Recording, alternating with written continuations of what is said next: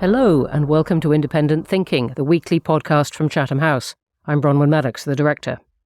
This week we're looking at the crisis in Myanmar.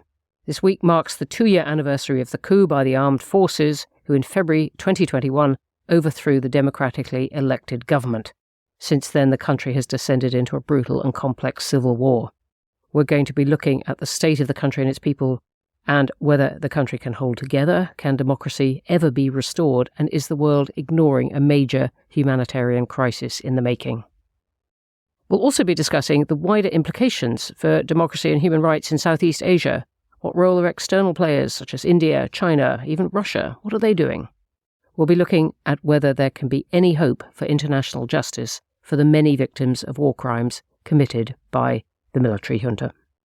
Joining me down the line are two journalists who've covered Myanmar extensively. Sebastian Strangio is an author and the Southeast Asia editor at The Diplomat. Welcome, Sebastian. Thanks for having me.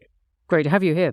And joining us down the line as well from Bangkok is Ali Fowl, a freelance journalist with Al Jazeera and the BBC. Welcome, Ali. Hi, thanks for having me. Great to have you here as well.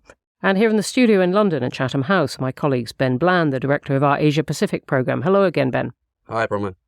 And Rashmeen Sagu, the director of our International Law Programme. Welcome to the show, Rashmeen. Many thanks. Good to be here. Very good to have you here. Let's start into Myanmar's descent into civil war and the state of the country now.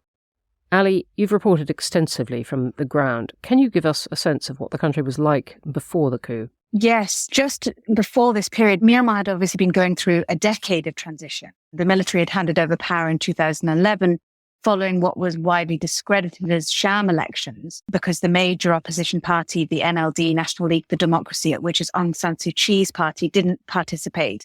However, despite how widely discredited the elections were, change did happen very quickly after that. There were huge leaps forward in rights and freedoms. Thousands of political prisoners were released. Press freedom hugely improved. They lifted censorship. There were changes in economic freedoms, infrastructure improved. There was a lot of opening up of the country, which obviously helped with all of that. By any measure, things had been going steadily in a positive direction. Many exiles and dissidents who had been banned from the country for decades came back. Civil society was growing. Of course, it was flawed. There were many huge issues, and not least of which is the Rohingya genocide, which happened during this period. And I suppose that also happened because after 2015, Aung San Suu Kyi's party, which had decided not to take part in the 2010 elections due to her and many other people being banned, they took part and won by a landslide. So people thought this would lead to even more change. But then the flaws in the transition really started to become apparent. And it was during this period that we saw the Rohingya crisis. It was during this period that we felt the military's grip, which was already pretty tight around the country, pull back, because the military under the constitution had maintained control over major ministries and they were still very influential. But when their military-backed party was in power, I think they felt more comfortable. But after Aung San Suu Kyi's party came into power, we saw them wielding their might a little bit more. And obviously part of that was demonstrated in the Rohingya crisis, which was this horrific exodus of hundreds of thousands of Rohingyas from the west part of the country into Bangladesh. And there were lots of other things that started to become problematic as well. Press freedom was definitely backtracking. It was generally positive, but we're starting to see warning signs. The NLD, of course, remained extremely popular, even though Aung San Suu Kyi had lost favour in the West and in the eyes of the international community. They remained extremely popular inside the country. She remained extremely popular. And then they won the 2020 elections again with an even bigger landslide, which very few people seem to be expecting. And so that's when it all went wrong. That's when the military realised that they had lost control, that they didn't have the control that they thought they had. And some power-hungry people made some horrible decisions. And that when the coup unfolded, it famously did so live on Facebook.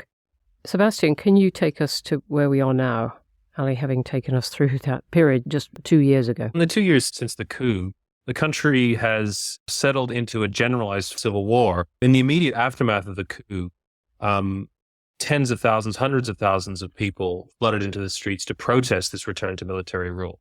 I think that all of the freedoms that Ali mentioned that came about during the reform period changed people's perspectives on what they could reasonably expect. You had a generation of young people who grew up enjoying these freedoms, taking these relative freedoms for granted. And all of a sudden, they were wrenched back to the direct military dictatorship that their parents and grandparents had experienced. The Myanmar people almost universally are opposed to this. But the military responded to the protests that took place after the election with brutality. They shot many people in the street. They deployed the security forces. They quashed these peaceful protests very decisively. And so what happened then is that the opposition began to take up arms of its own. And we've got a situation now where there are dozens, scores, if not hundreds, of small civilian militias known as People's Defense Forces that have mushroomed up in opposition to military rule. And they are particularly strong in the countryside. Yes. Yeah. In a lot of areas of the country that, even areas of central Myanmar that historically have been seen as bastions of support for the military establishment. Ethnic Bama areas, the Bama are the majority ethnicity in Myanmar and dominate the armed forces. Even in these areas, we're seeing conflict erupt, places that have been relatively peaceful since independence, which is quite a remarkable thing. And of course, the coup has also inflamed a host of pre-existing conflicts in Myanmar between ethnic minority groups that are fighting for autonomy or independence from the state and the central state itself. All of these groups exist in loose coalition. They're all united by who they oppose, but it's still in flux as to exactly the relationship between them and how these ethnic armed organizations are going to interact with the National Unity Government, which is the political leadership of the anti-junta resistance. And how they're going to work together remains a bit unclear. Enormously unclear, as you eloquently describe. Ben, is the regime isolated internationally? How is it placed?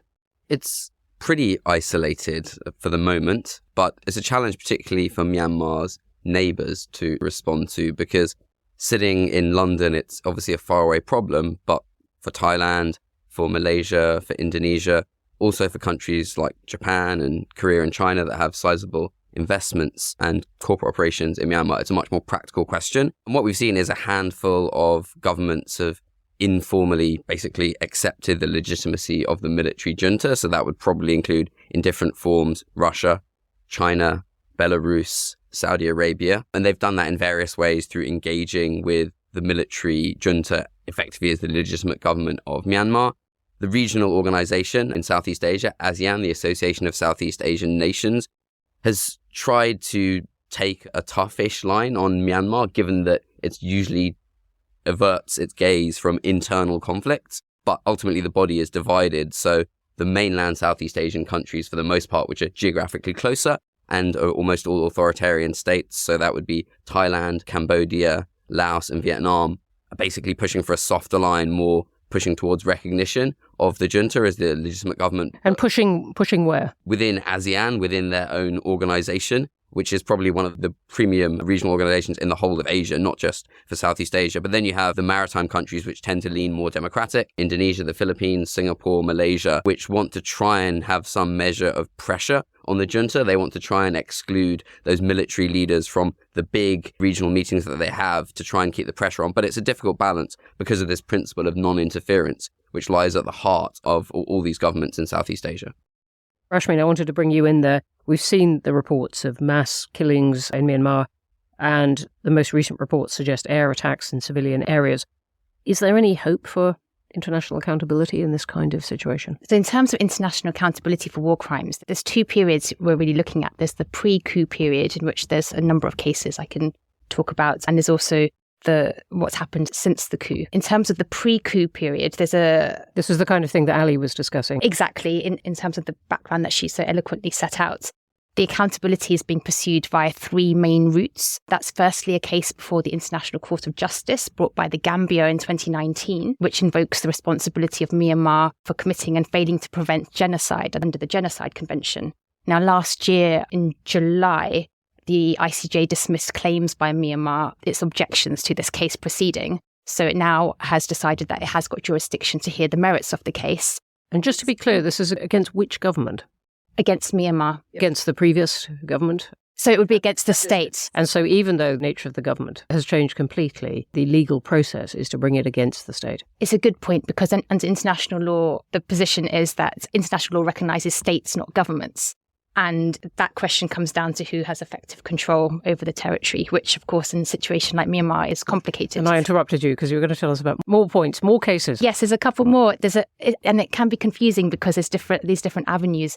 But there's another investigation before the International Criminal Court, which is on the responsibility of individuals, particularly senior military, government and religious leaders, for acts of deportation and persecution of the Rohingya people from Myanmar to Bangladesh. It's really important to note, however, that the ICC hasn't got jurisdiction over crimes committed in Myanmar itself, given Myanmar has never been a party to the Rome Statute, which set up the ICC. But it's got jurisdiction in this case over crimes that were committed partly or completed in Bangladesh, because Bangladesh is a party to the Rome Statute. And then thirdly, there's some domestic cases, which are mainly of a civil nature in various jurisdictions, including the US. And these seek reparations or financial compensation from Facebook, now Meta, for harm caused to the Rohingya refugees. And this is a really interesting question about corporate responsibility of big tech for involvement and their responsibility in respect of algorithms that push out harmful rhetoric. Against that, the question of free speech and protection of free speech.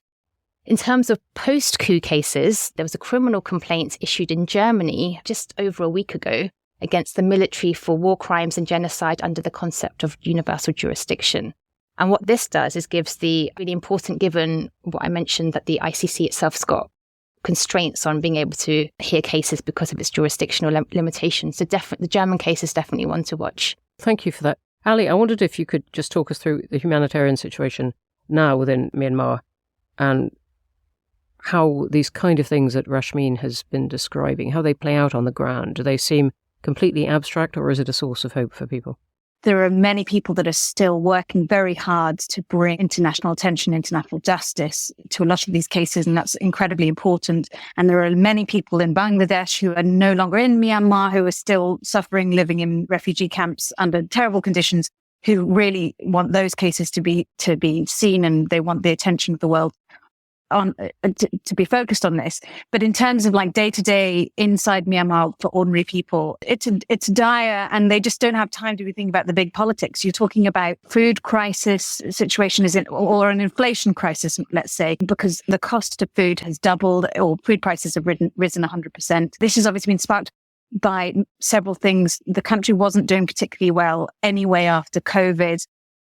And then obviously the conflict, which is spread really throughout the entire country, even in the major cities, you're seeing conflict, you're seeing all areas affected by it, really. And you're talking about 40% of people living in poverty. I think UN OCHA, the humanitarian arm of the UN, said 17.6 million people in Myanmar now currently need humanitarian assistance. And it's, I think, the worst. 17.6 million. 17.6 million, and that the population's 56 million. So that's a very large number of people who are living in crisis. And it's certainly the worst humanitarian crisis in the region. I think it's the only humanitarian crisis in East Asia, according to the UN. I think I saw that recently. And you're reading stories of people eating rats, eating street dogs, people who have eaten nothing for days. And even amongst friends of mine who are generally people from slightly more affluent or like middle class backgrounds, people with some savings or who've been working with the international community, perhaps, they're also really struggling. A lot of them, even if they do still have a job, their salaries haven't been increased at all. Many people have lost jobs during this civil disobedience movement. A lot of them who are working for the government quit and then now cannot return to their jobs, even if they wanted to. And they're in a very desperate situation. This is a really desperate picture that you're painting. Sebastian, this is a call for immediate help. What's the prospect of that? Doesn't seem very likely. When it comes to humanitarian aid, one of the problems that a lot of Western governments are now facing is that to get aid to certain parts of the country, you have to go through the military authorities.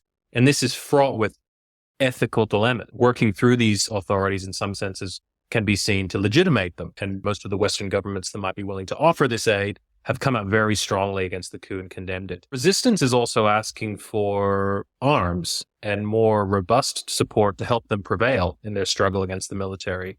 And this is something which is also fraught with problems from the perspective of the Western governments that are being asked. There's, I think in the US and in Europe and in other Western countries, there's a reluctance to begin pouring arms into Myanmar in the same way that they're doing in Ukraine, for instance. And I think that the disjuncture between the extent to which Ukraine has become a cause célèbre over the past year to the fact that Myanmar has faded from the international headlines to some extent now is a subject of real concern and anger amongst a lot of the people that oppose the junta. And it is a very difficult situation. The fact that China borders Myanmar, shares a long border with it, raises the geopolitical stakes. The Chinese, they have always been in Myanmar, being brutally pragmatic about who they support and how they advance their interests in the country. And I think the Chinese have made a calculation. It took them a few months to really settle on this, but a few months after the coup, I think they came to the conclusion that the military would probably prevail and that in order to advance strategic and economic interests in the country, they needed to work through the military administration and begin to rebuild relations with the military. And they've done that. That's a really fascinating. Yeah. So, Ben, you were nodding a lot as Sebastian was talking. Do you share that picture of it? And I also was going to ask you about Russia, where it is in all this. Yeah, well, I think that's correct. But it's not just China. India is engaging with the military as a neighbor that sees, in the end, maybe the same ultimate conclusion. I'm not saying that's what I think will happen, but I think that's probably where they think things are going, and that they're generally more comfortable dealing with people who hold the guns and the formal kind of seals of state. So I think that's part of it. And it tells us about the world we live in, that there is no big camp of democracies versus autocracies. India's a democracy, but we know on Ukraine, it's taken a series of decisions because of certain domestic reasons. The same thing on Myanmar. So there's no kind of easy coalition of the willing to build here. And I think Russia has seen a bit of an opening. It's obviously been recognizing the military as a legitimate government. It's been providing weapons. The extent to which Russia can backstop the junta, I think, is limited. China is always the bigger partner and a neighbor. But the interesting question is that in the past, one of the reasons for this transition away from really very strong military rule was because there was a sense that Myanmar was becoming too isolated and too reliant on China. So these kind of geopolitical dynamics can work in different ways, but that's a kind of medium-term game. But I think the junta, in some sense, they don't want to be completely reliant on China. But if they have no other options and staying in power means aligning with China for now, they're probably going to be willing to do that. But in the long term, I think that's going to put a certain pressure on them. And Rashmeen, the kind of moral ambiguities we were talking about that might deter the West from getting involved, how do you see that? It's an interesting one because international law works in many different ways as part of the multilateral system. There's so many different prongs to it. For example, the UN Security Council resolution of December last year was a significant development. Russia and China abstained. It denounced the military's human rights violations since the coup. Critics say it doesn't have teeth because there was no referral of the situation to the ICC. And it didn't call for a global arms embargo, but the fact it passed at all is a good thing. And in other parts of the multilateral system, the Human Rights Council still got really important work to do in terms of reporting. There are sanctions that exist against Myanmar. Of course, there are calls for greater state coordination and targeted sanctions against the junta leadership and companies owned by them. So it's not the full answer, but it's an important tool in the policy toolkit. And then the vital role for civil society organizations to do the things that Ali was mentioning about drawing attention to the gross human rights violations. And together, this can all help ASEAN and others put pressure on the junta to end the human rights violations. And whilst it's hard to imagine right now, at some point in the future, if Myanmar wishes to break its isolationism and re-enter the world stage and be taken seriously, it has to take these issues seriously. So I guess from an international law perspective, the point is that it's not just about sending people to jail, but it's also about a signal by the international community about its condemnation of situations like this. Let's just broaden this out a bit. We've already taken in quite a few of these themes about how the region has been reacting to this. But Ben, I wondered if you could just dig in a bit more to how ASEAN might respond to this? So far, there's been a muddled response. There's been a desire to put a bit of pressure on Myanmar, and the head of the junta, Min Aung Hlaing, has been denied his seat at the key regional meetings, but all sorts of other junta officials are participating formally in these ongoing processes that every regional organization has. Indonesia is currently running ASEAN. The chairmanship rotates every year, and they've signaled that they would like to maybe push a bit harder, but there are limits because of this question of the principle of non-interference and because of the division, as I said earlier, between the democracies and the more authoritarian states in Southeast Asia. The problem is, so long as you have Myanmar, a country that's in civil war, it's a failing state that's part of your organization, they can't move ahead on other important questions, whether that's economic integration, whether that's talking about the South China Sea, geopolitics. It's very hard for them to move ahead coherently while Myanmar's still in the room. But ultimately, I don't think other member states are going to find the consensus they need to suspend Myanmar, let alone to kick it out of ASEAN. And there's also a sense in the way the regional organization works that it is like a family. So even when there is a problem, even the most strident countries on... The problem within the family. Yeah, so Indonesia, Malaysia, Singapore, they want to keep Myanmar in the tent. And they would say to Western government officials who have pushed for a hard line, look, if we kick them out, there'll be even more in the sort of China camp. They'll be even more isolated. There'll be even fewer avenues to climb down, which I think feeds back into Rashmin's point that often sanctions are not useful when you put them on, but they're useful when you take them off as a bargaining chip. If and when at some future point there is some sort of peace process or some sort of negotiation with the junta where they would allow some more openness or democracy, that gives you some marginal leverage to negotiate with them.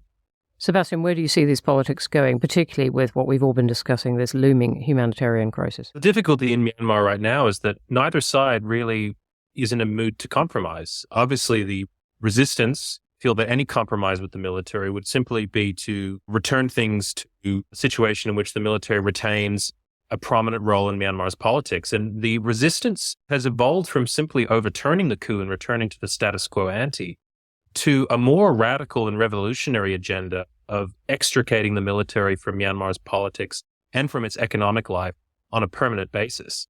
So this is really hardened into a zero-sum struggle now. And the military obviously have shown no interest in negotiating, no interest in compromising. They've designated most of the opposition groups as terrorists and are treating them as such. And this is, no matter who is coming in from the outside, they have to face the fact that you're dealing with two sides that there's virtually no trust on either side. The situation is not really amenable to a negotiated solution at the moment. You could say something similar about the Russia-Ukraine war that talks about negotiating and diplomatic solutions. All fine and they need to be on the table and that needs to be on the agenda. But neither side is ready to do that yet. And that makes things very difficult for ASEAN because their mode of sort of consensus-based accommodative diplomacy requires that sort of negotiation, and it's simply not getting it. And the junta is giving ASEAN a runaround. And we're just not there yet, as you described. Thank you for that. And that is indeed the kind of thing we discuss about Ukraine, but not in this podcast. Ali, so the politics are very stuck, as we've been discussing. What is that going to mean? Yeah, sadly, I don't know what that's going to mean. I think, as Sebastian says, they're at loggerheads. There is a stalemate that I see no end to. The people involved with the revolution, they feel that they have had their entire futures taken away. They've had their lives snatched from them. They are so angry. They are so distraught. They don't feel that these people, there's so many things about the decisions that the military leadership made. Like the decision to have the coup in the first place defies logic. They already had a huge amount of control. The resistance leaders don't feel that these are people that it's even worth negotiating with. And it's true, and Aung Hlaing is famously stubborn. There's also a cultural aspect of not wanting to lose face, not wanting to backtrack, not wanting to step down. So even entering negotiations with people would be seen by many, or certainly he would see himself as giving up or losing face in some way. So I do think it's really problematic, and it is an ugly stalemate. I think the revolution has some aspects that potentially could bring potential success. It's different from other revolutions we've seen in Myanmar before. There is certainly a lot of hope amongst the people you speak to, the revolutionaries, and huge numbers of people. You ask what's now, obviously there's what's next. There's a lot of people still suffering in Myanmar. There's a huge amount of fear amongst society. There's distrust everywhere. There's also a lot of people in the border areas, like living in the jungle, trying to start a new life, trying to push forward the revolution. There's a lot of people living in exile. So many worlds turned upside down. And there is some support coming from the Thai side in terms of people outside the country. So as you said, it's just an incredibly difficult picture to work out what is going to happen. Rashmin, I just wanted right at the end to bring in a completely different point on this same subject. And you've been doing a lot of work in your team on the social media companies. This was a coup that took place on Facebook.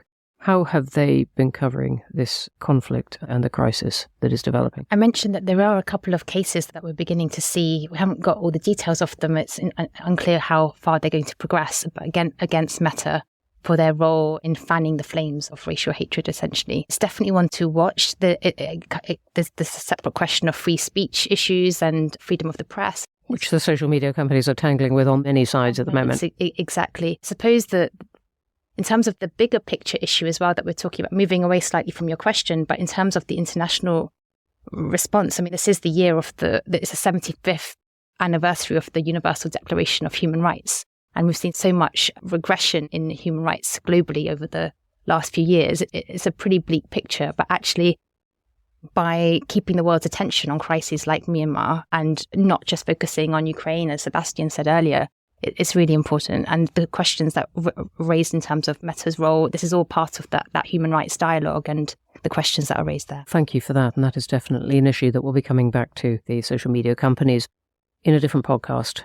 But for the moment, that's all we have time to discuss. So a big thank you to my guests down the line. That was Sebastian Strangio from The Diplomat, Ali Fowle from Al Jazeera and the BBC, and my colleagues from Chatham House, Ben and Rashmeen. And you can find their writing and research here at Chatham House. Do please follow all of our speakers on Twitter, especially Rashmeen, as she is following all the social media companies at the moment. A reminder, you can find all of our podcasts on Apple, Spotify, and all major podcast providers, as well as through our social media channels. So do follow, subscribe. Please do leave us a review. I ask you every week. It really does help us. And turn to our website, chathamhouse.org, if you want to find out more of our events or become a member. We'd love to have you. You can find there the continuing work of our Asia Pacific and international law programs. And this week we hosted Gideon Rachman and Kim Darroch discussing the state of US foreign policy. And you can find the event and clips on YouTube and across our social media. But that is all for now. Have a good weekend.